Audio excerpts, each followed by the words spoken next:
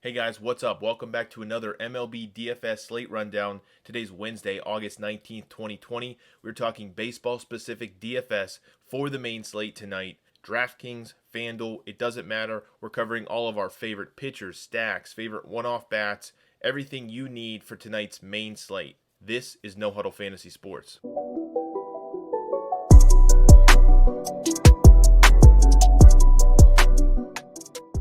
Hey guys, and what's up? Welcome back to the channel. Welcome back to No Huddle Fantasy Sports. As always, before we begin, thank you so much for finding your way over to the channel here, finding this video. If you're new here, haven't done so already, please make sure you subscribe to the channel. We publish DFS MLB content every single day. It's my favorite sport by far, so I'm so excited to bring you guys this content. Of course, we are talking here on Wednesday about the main slate over on DraftKings and FanDuel, both available for 11 total games tonight.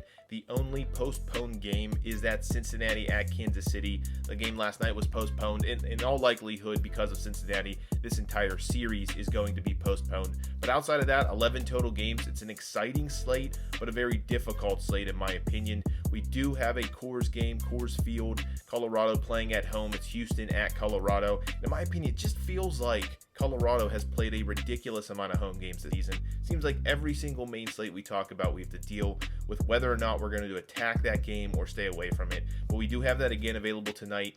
My opinion, a lot of pitchers available, but a lot of guys are just teetering of that little too expensive for what they perform. I don't know. We're going to talk about all of it. We're going to cover it. There's a lot of expensive pitchers, and those mid-tier guys, as I mentioned, are priced up a little bit too much to be of interest, but we'll cover all of that. The pitcher selection, as a result, is pretty difficult. I'm very narrow. I like to be narrow on most days. One or two pitchers of a particular interest. Tonight, really just interested in one guy I will cover, but I will mention others, and we'll cover reasoning as to why or why not. And then there's a variety of stacks. It's going to be difficult, I'm not going to lie to you, to fit anybody from that Houston and Colorado game in addition to your Garrett Cole or your Jacob deGrom. Even other guys are making it difficult, as I mentioned, because they're priced up. But all of that, the slate outlook, looking good for tonight. As I mentioned, it's going to be difficult, but it's going to be an exciting slate. So let's cover all of that. First and foremost, before we begin, we got to talk about Vegas. These lines have changed most likely by the time you're watching this video, so make sure you tune in.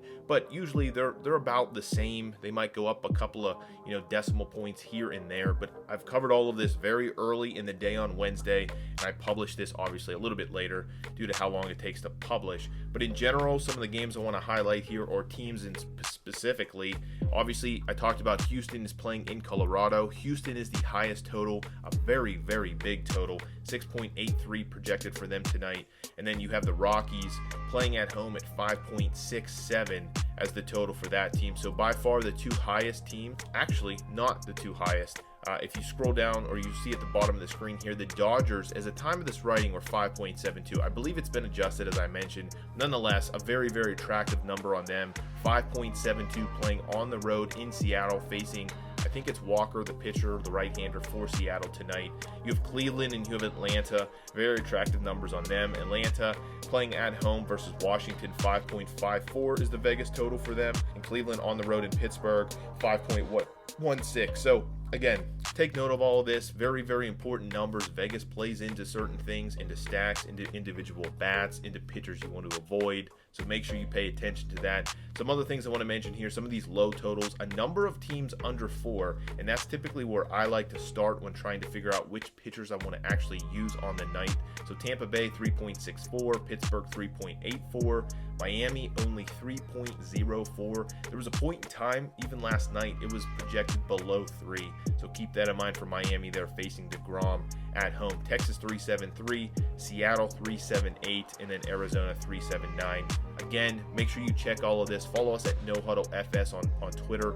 I publish some last minute ideas, thoughts, some last minute players I'm going with. And then again, make sure you check a lot of this stuff, a lot of these Vegas totals closer to when lineups come out. All of that will affect these Vegas totals. But as of now, that's what we're dealing with. Quickly covering weather here. There's some rain concerns, but nothing major. Again, make sure you're up to date on this. An hour before lock, half hour before lock, check into some of these games at Washington, Atlanta. So basically Atlanta, New York, Minnesota, Colorado, San Diego, and San Francisco all looking like a little bit of a weather issue in terms of rain projected on the forecast. But follow Kevin Roth, WX on Twitter. He gives you great information down to the T there. I've also linked in the description. I'll always have that link down there. Is the link to RotoGrinders weather. That's very useful too. But just generally, those are the weather concerns for the night. So without wasting too much more time, let's jump into my top 2 pitchers on the slate. And to be perfectly honest with you, I'm talking really about Jacob deGrom only.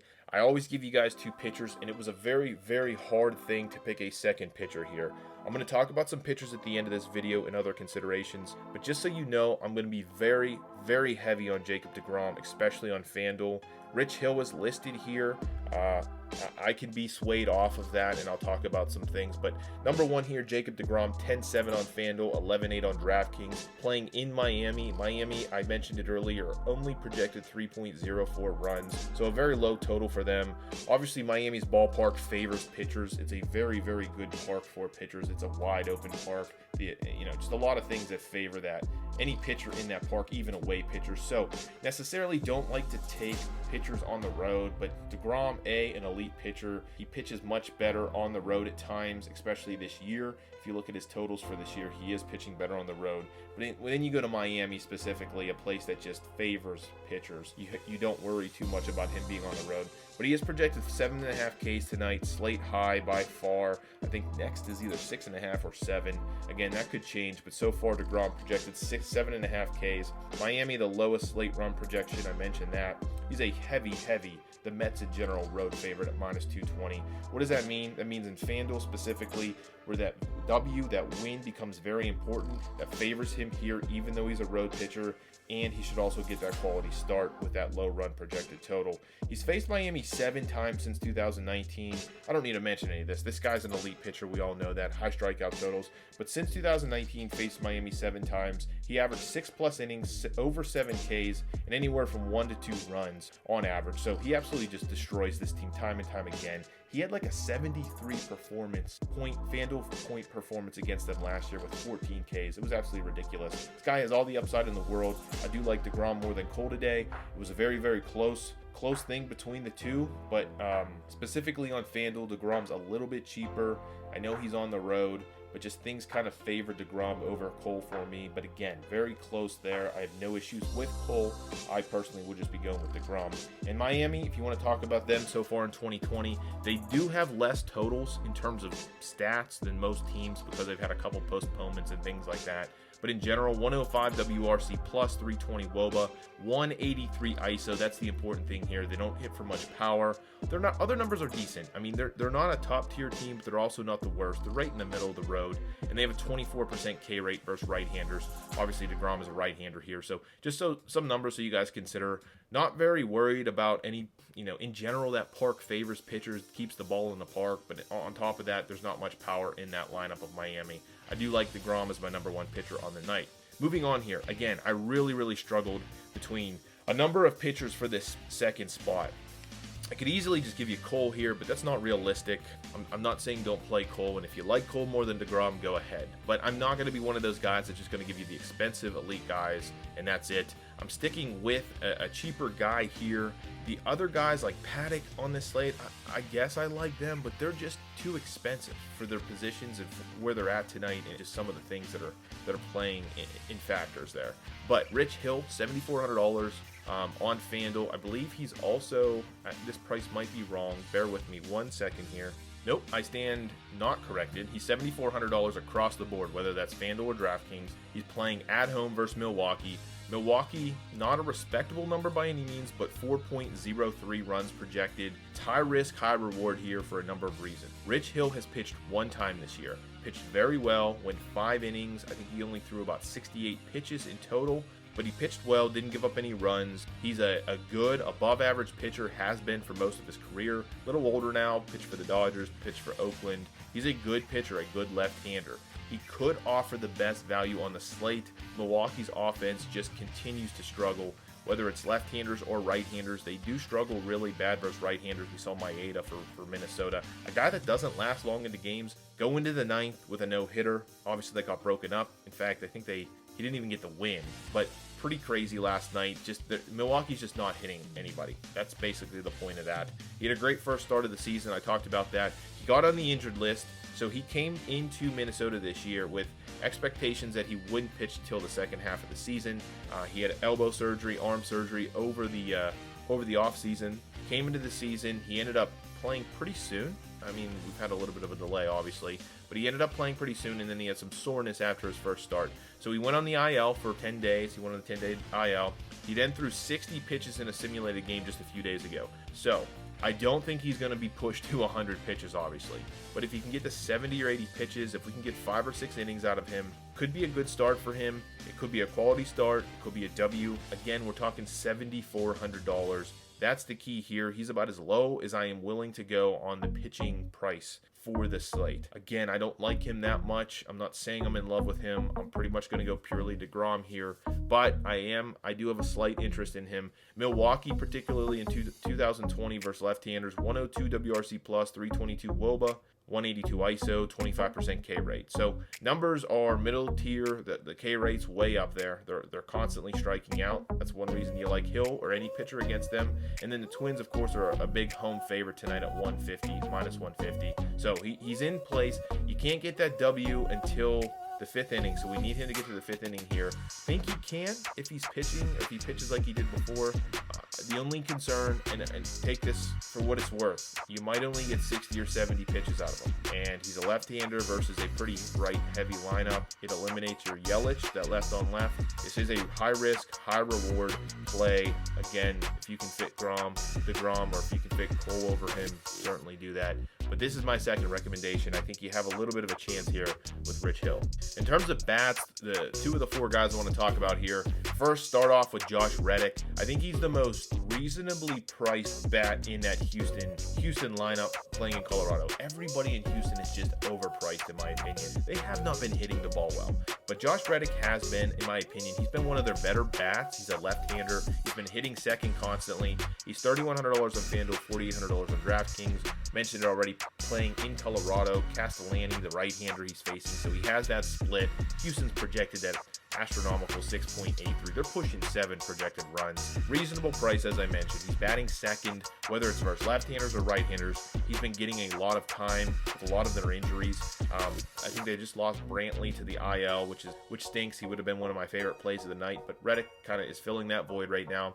Has that favorable left versus right split. 2020, he's a 129 WRC plus, 352 WOBA. Very, very good numbers versus righties. That fits right in line with his career. He's been around for a little while. 111 WRC plus, 332 WOBA. So a guy that's always obviously been able to hit righties in a good spot tonight, in a great ballpark to hit in. $3,100 on FanDuel. That's a good price for somebody playing, that high in the order. An away team going to get that extra at bat. Just a lot of good things playing in him. But keep in mind, he's going to be high owned. It's without question. He's one of the few guys that's that $3,000 range in that lineup. He's going to be highly owned. Last but not least here, I'll mention Castellani. Nothing to be scared of. He's had few MLB starts so far. I believe this is his rookie season. Didn't have anything last year, so we don't have much to go off of. But I will say in 2019 in AAA, the dude had a 2.91 home runs per 9 average there, and he gave up 30% of the fly balls that were hit against him went for home runs in 43 innings. So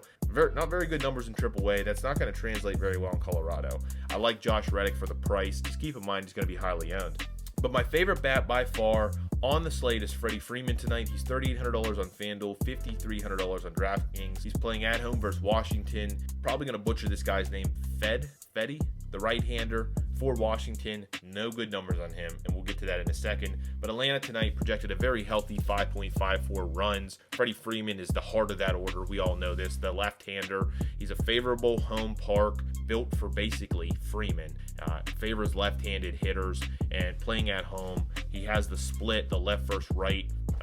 tonight facing that pitcher. He mashes right-handers. I mean, absolutely crushes right-handed pitching. So far in 2019, I mean, these numbers are crazy. He has more than 60 at-bats. Some people say that's the number you need to start normalizing. 172 WRC plus, 431 WOBA, 317 ISO with only a 16% K rate versus righties. That's crazy. Mashing right-handed pitchers. Absolutely mash. So he's my favorite bat on the night with that high total. Now, you're going to say, well, those numbers will normalize. Yes, they will, but still, for his career, 147 WRC plus, 392 WOBA, 231 ISO, and a 19% K rate. So, yeah, they might normalize, but they're still absolutely elite career numbers versus right-handed pitching. And then that pitcher for Washington, the right-hander, as I mentioned, he struggles versus lefties, and he also struggles versus righties. Since 2019, he's a 521 xFIP, 357 WOBA, 9%. He strikes out less than 10% of left-handed bats. The ball was going to be in play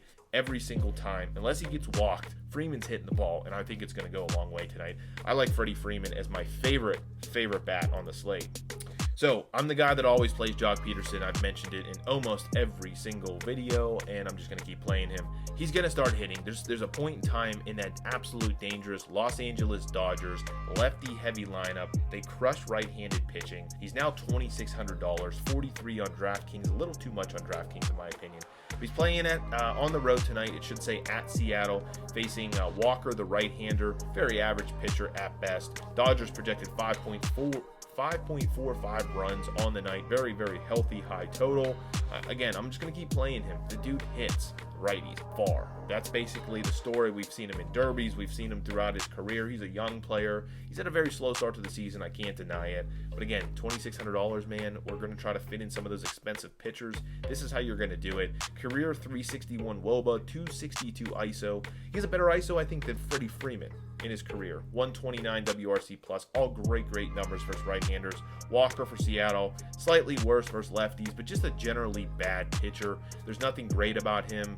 He has some good starts here and there, but I don't think he's going to be able to hang against this Dodgers lineup. And I like Jock Peterson. I hope that he is going to be higher in the order. He's been batting leadoff for a lot this season. They bump him down a little bit here and there, and I think they just did. Hopefully he's not in that 7-8 hole. Maybe if he can get up to 6 or higher, I'll be really interested. But again, just watch where he's going to end up in that lineup. And last but not least here, this guy should be in the lineup tonight for Cleveland. That's Jordan Luplow. $2,100, almost bare minimum on FanDuel, and only $2,800 on DraftKings. He's playing in Pittsburgh, against Pittsburgh, playing for Cleveland. Steven Brault, the lefty for Pittsburgh, pitching tonight. Not a very good pitcher. Cleveland projected 5.19 runs on the night. He's an extreme value play. Basically, that's what you're getting with Jordan here. Favorable right versus left split. Career numbers versus lefties. That's all this dude does is mash lefty. Not a very good overall player. Struggles versus righties. He platoons. He might come out. Hopefully we get more than 3 at-bats with him. But again, $2,100 here with a guy at 151 WRC plus, 401 WOBA, 342 ISO versus lefties. Absolutely mashes lefties, and Brault just sucks. I mean, I know the Pirates pretty personally, to be honest with you. Awful numbers versus right-handers. 520 xFIP, 352 WOBA. Doesn't strike anyone out. Only 18% of the time versus righties. Gives up 121 home runs per 9. Pitches in a pitcher's park, so don't take that home run per 9 as anything of significance, really. The dude sucks. The 520 xFIP says it all. And then you have this career just lefty masher in Jordan Luplow. So again, really like him. Gives you that salary relief with all your expensive pitchers, your Coors bats, all of that. And I believe he's facing his former team here. He was up and down a little bit with the Pirates, so maybe a little bit of a revenge narrative. We don't know. I like him as one of my favorite value bats on the slate, if not my favorite. And so the two stacks, naturally, of what I've been talking about, I could give you Houston, I could give you Colorado. I don't think it's reasonable to give you those, considering I'm going to DeGrom. I just don't think it fits. So where am I going? Atlanta Braves, number 1, my favorite stack, playing against Washington, playing at home. I talked about, again, probably will butcher this, Fede, the pitcher, the righty for Washington. Not a very good pitcher. It's the highest non-Coors Field team projected total tonight for the Braves, 5.62. The pitcher for Washington, the right-hander, just horrible numbers, both sides of the plate. You can see here, 521, 539 left and right xFIP, 357, 314 WOBA. The big thing, only has a strikeout percent, even against righties, is only 13%. But 9% to lefties, 13% K rate to righties. Not good numbers. I talked about how much I like Freddie Freeman. Yes, he's an expensive $3,800 bat, but you can fit in some value bats. They're going to bump up a lot of these lefties. Inciarte, Adams, Markakis, all these are lefties. Adams is back. He's a power lefty. These other two hit the ball very, very well versus righties. You can find some value within their lineup. You can also go with right-handers. I think, like I mentioned, this guy struggles both sides of the plate. So favorite stack of the night are the Braves at 5.62 with a team total. Next up, it does get more expensive here. I like the Dodgers a lot, playing on the road in Seattle. Always like to take away traveling stacks, traveling teams, 4 stacks. Walker, the right-hander, not a very good pitcher in my opinion. But this team, the Dodgers, they just smash righties. I mean, Bellinger, Turner. I talked about Peterson. The worst player on that team is like Peterson, who just has a 400 ISO or whatever I mentioned. Just these guys, Seager, they all mash right-handed pitching, and that's going to be the case tonight. Playing on the road, 127 WRC plus on the season, 2020 in terms of a team. That's number 2 in baseball. 355 WOBA versus righties. That's number 2 in baseball, and then a crazy 238 ISO. Number 1 overall in MLB in terms of a team right there for ISO. So just showing power, hitting the ball, everything. They just mash right-handed pitching, and they don't strike out a lot. Only 19% of the time as a team. That's second lowest in all of baseball. So just all the numbers equal them basically going to kill Taijuan Walker tonight. Hopefully that doesn't trigger anything. They're gonna mash him. They're gonna take advantage of this guy, a below average pitcher. Career, as I mentioned, 416, 413 xFIP, not good numbers. 312, 311 WOBA, 21% strikeout rate across the board. I'm not saying he has a 19 xFIP or a ridiculously high WOBA. He's just an average to below average pitcher, and you don't want to get in that type of situation against the Dodgers, in my opinion. It's an expensive non-core stack. You're going to have to play around with it. Some of the guys are reasonable. You can go with kind of a lower end of the lineup stack with your Peterson. Seager's kind of down there. I don't know why they don't move him up. But in general, 5.45 team total. I really, really like the Dodgers tonight. Last but not least here, I always give you guys some other highlights. You can see how many pitchers I have listed here. I can understand you going anywhere. And to be perfectly honest with you, 2 of the guys I have highlighted, Chris Paddock and Tyler Glasnow, I almost put in place of Rich Hill. I mentioned Rich Hill, it's not the matchup. It's not anything other than the fact I'm nervous about how long he can last in that game. A pitch count, praying we get 80 pitches. Most likely we'll get 60 to 70, but I think for $7,400, like I mentioned, I talked about him. I think he's worth it. But Chris Paddock, he's in a good spot. It's just pitching at home, which you gotta like, but playing Texas hasn't been that great. The numbers aren't that great, but Paddock struggles versus lefties. And if you look at that Texas lineup, you're going to see about 14 lefties in that lineup. I know you only play 9 players, but they fit a lot of lefties in that lineup. That's kind of the reason I didn't list him. I'm nervous. I think a lot of people are going to go with Paddock. I just don't think it's worth it. If he's going to have high ownership, one of the highest owned pitchers, I don't know. And I also had interest in Glasnow. I'll just quickly explain that he has crazy upside. Like with strikeout totals of 10 to 15 could happen any given night. You're playing the Yankees. He's had some success versus the Yankees. They're missing Stanton. They're missing Judge. Yeah, that's a right on right. I understand. But those guys do, I do understand they also offer a lot of strikeouts, especially Stanton. A lot of their lefties are still in that lineup. He's been up and down. He's a guy that walks a lot of people and gets in trouble and then gives up a homer. And all of a sudden you lost your quality start. But if you really want to take a shot here on a guy that's going to be super low owned and possibly rack up the strikeouts on a team missing a lot of important bats, Glasnow could be the guy for Tampa Bay. Last but not least, the other bats I like tonight, Nelson Cruz for Minnesota, that left on right matchup. I usually have him anytime he's facing a lefty. I like to list Cruz, but he's facing a guy in Anderson. Brett Anderson has a ridiculous ground ball rate. Like, I think his fly ball rate's like 20%, so 80% of the time the ball's on the ground. So I think that just hurts a $4,000+ Cruz, in my opinion. I think he can go elsewhere, but certainly in play tonight. Carlos Correa, probably my second favorite Houston bat of the night. pretty reasonable price. One of their best right-on-right bats by far. Trevor Story, if you want to pick one guy, in my opinion, from Colorado, Trevor Story, I like him a lot. Another shortstop. A lot of shortstops tonight. Corey Seager, also the shortstop listed for the Dodgers. Another Dodgers bat I really, really like. His price isn't crazy right now. And then in terms of other stacks, the Rockies and the Angels. I think I'll probably have some Angels. I'll have all four of these stacks some way, somehow. But those would be the two. I'd go Rockies over Houston. And that's kind of it. And so that was a longer video, but that covers my favorite plays for tonight. I talked about it. This is a difficult slate. Some bonus material here. I always will link down below.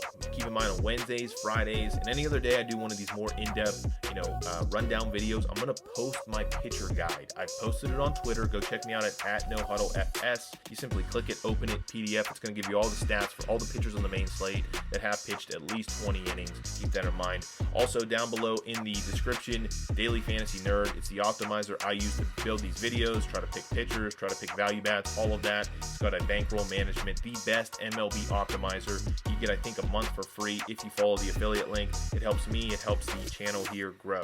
And that's really it. I thank you guys, as always, for tuning in. Thank you for finding the channel. If you're new here, haven't done so already, please make sure you like these videos, share these videos, subscribe to the channel. I'm working my ass off here, publishing videos every single day for MLB DFS. We've been really successful over the last couple of weeks. Last night was a great night again. If you follow us on Twitter, all that stuff is posted.